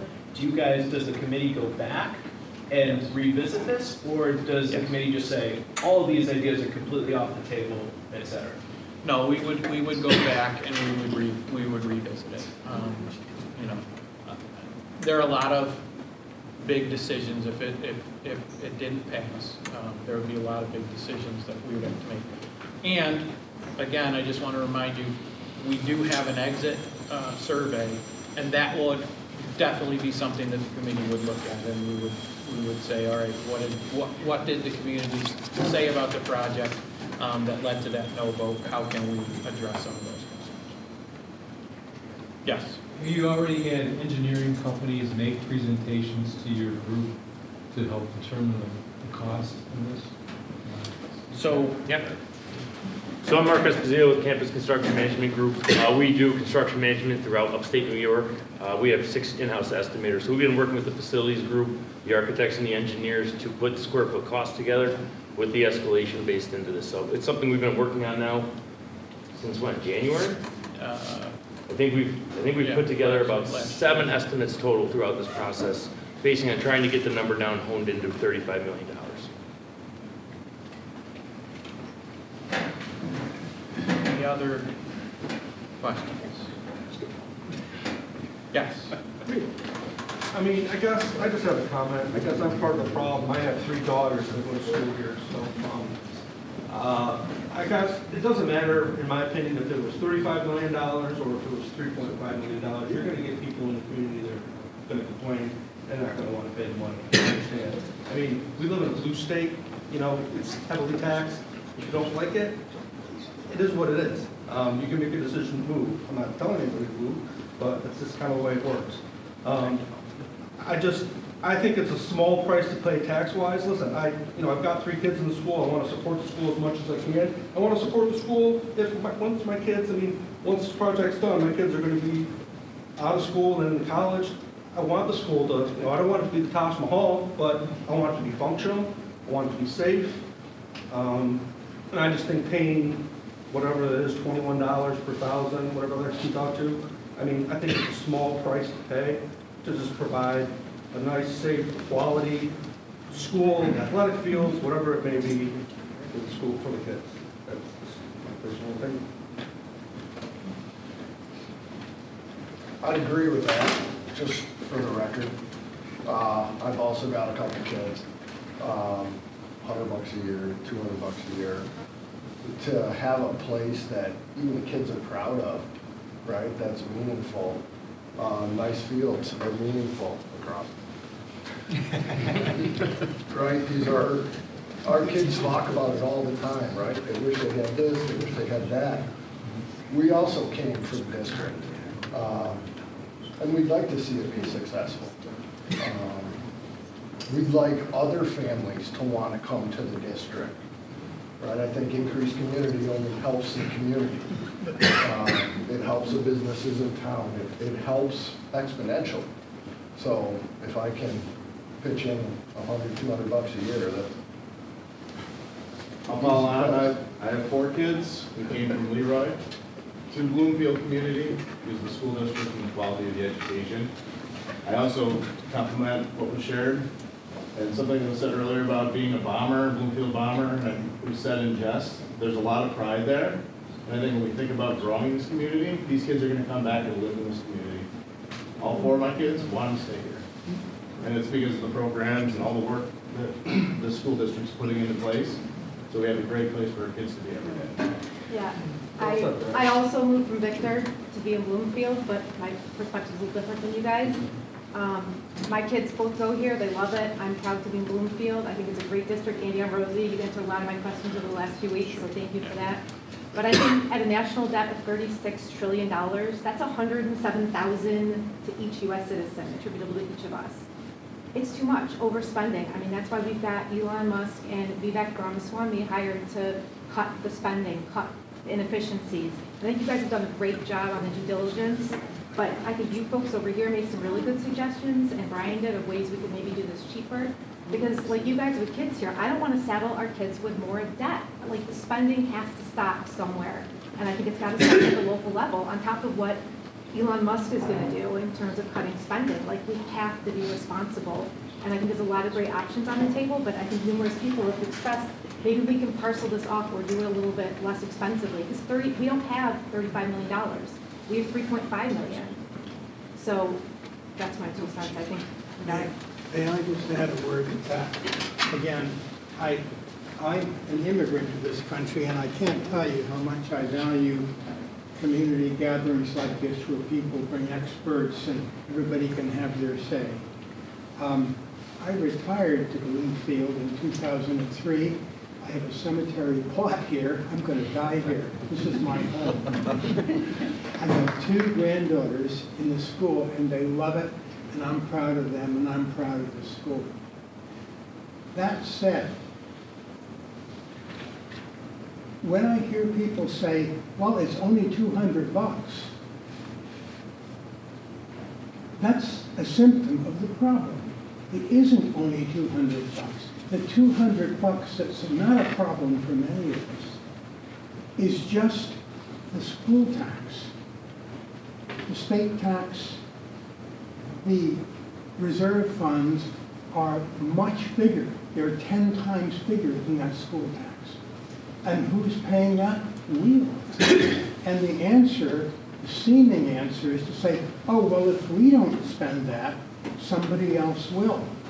That's called a financial disease.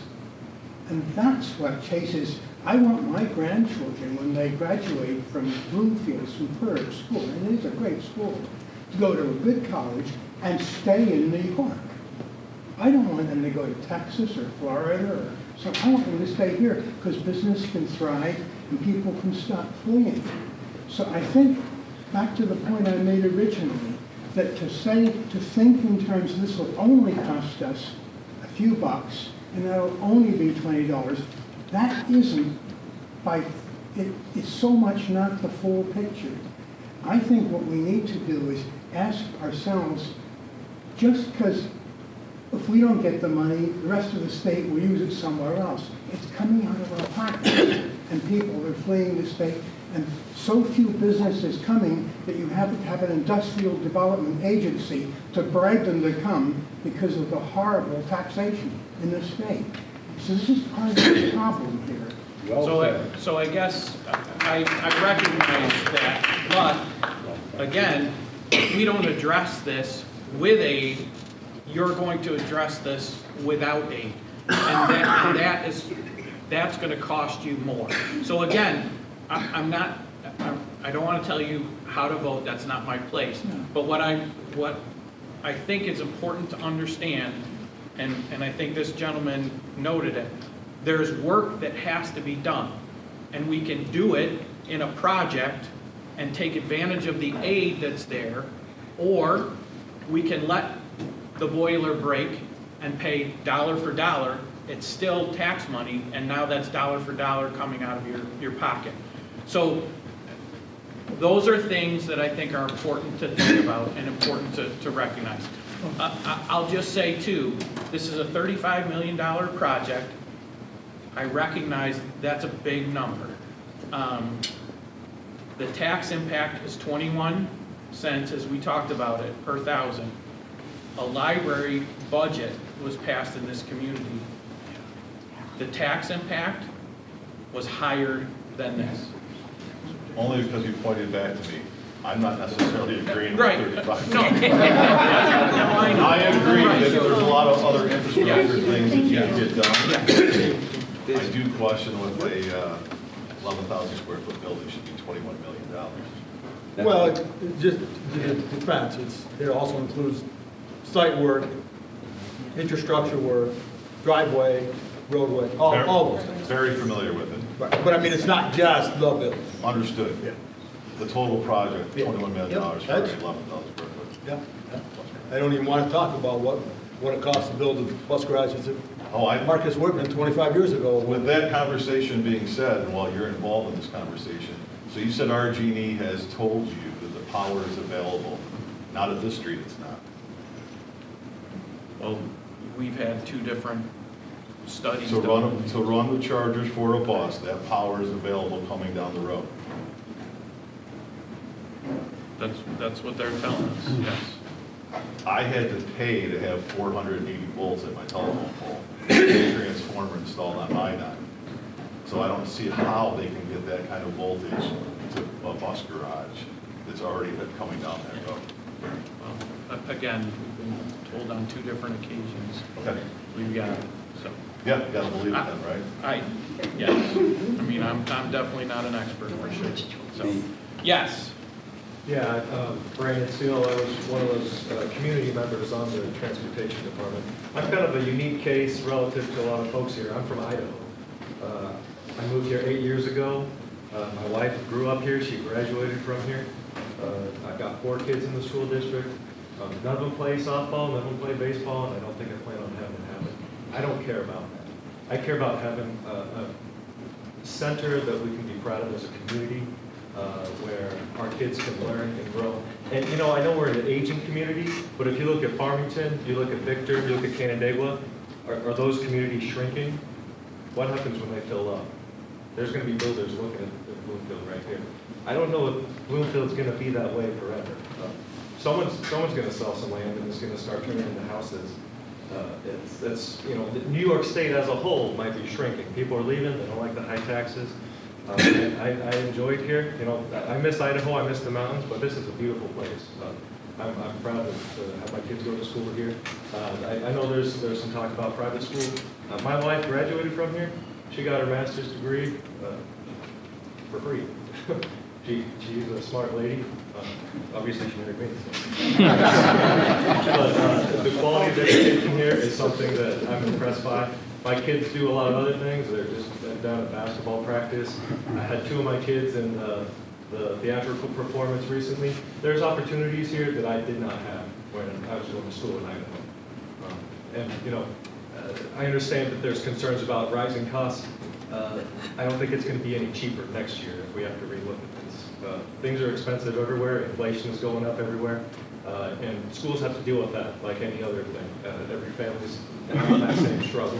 I personally work in the healthcare industry. I work in nursing homes where there's older folks like the people in this community that are thinking, you know, I don't know if I can live at home anymore. I'd love to have something like that in Bloomfield instead of people moving to Canandaigua or Rochester to find a place to live. Wouldn't you love to get to where,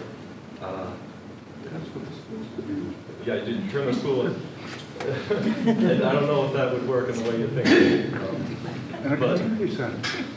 Yeah, and you know what, these are the things that you want, but you gotta have a community that's not slowly dying. We need to have people that are moving into this community to help support the tax base, to help support the businesses. You've gotta have some kids that are helping take care of those older people, unless grandma's taking care of grandpa, which some people tried. It doesn't always work like what you think. But you know, in order for people to want to move here, you need to have a school that is taken care of. We need to take care of the facility. We pay for it now, we pay for it later 100% from our personal tax dollars. I know we're concerned about the state tax dollars. Those are my tax dollars from the state too. I'd like some of that to come closer to home in the community I live in. So. Economic development is what drives community. Yeah. People moving here and they go to the businesses. Is disappearing. We just had Crosman leave, and you know what? I'm a part of the Grow Bloomfield community group. We're concerned about that. Who goes to these businesses if no one's living here? Who's going to go get their oil changed at Saxby's? It's a retirement community. Everybody should go get their own. And if you get another bunch of families moving, when you move to the nursing home, you're not driving anymore, I hope. I don't drive anymore now. Yeah, so in order to support our businesses and support the growth in this community, you gotta have people moving here, you gotta have there's gotta be something that stimulates that. And making sure our school is up to date and not falling apart is a part of that. Andy, there's, you know, other people here associated this project with problems at the federal level and the state level. You see, this is not federal, this is not state, this is local. And I was on the committee as we worked through this whole project, and we did a lot of, I'd say, value engineering throughout the whole thing to try to get it to the number it's at. Now, that number is still a moving target. It's not going to be a final number until all the bids are in and the project is done. And that number can drop, could drop drastically, who knows? Once the project is finally on paper and bid and built. So this is all just an estimate right now. It's still a moving target. Everybody that's involved is still going to do their best to get the best quality at the least amount of money. And that's I know it's my goal, and I'm sure it's the goal of everybody else that was on this committee. Thank you. Yes. Andy, I think the school's got a pretty good record of fiscal management. I'm trying to tee you up here. Could you talk about cost per pupil or anything that would demonstrate the management approach? Sure. Our cost per pupil is below the state average, about $2,000. What is the below state the average? State average. I think it's 26,000. So our budget to budget increase this past year was 0.52%. So, The tax rates per 1,000 stack up pretty well in the Finger Lakes. it's been dropping steadily, and we're right on par with Canada as far as true value tax rate. Any other questions? All right. Again, I appreciate everybody coming out to learn about the project. Appreciate the questions. Appreciate the conversation. If you do have any questions after you leave, please feel free to shoot me an email. Happy to answer them. Thank you.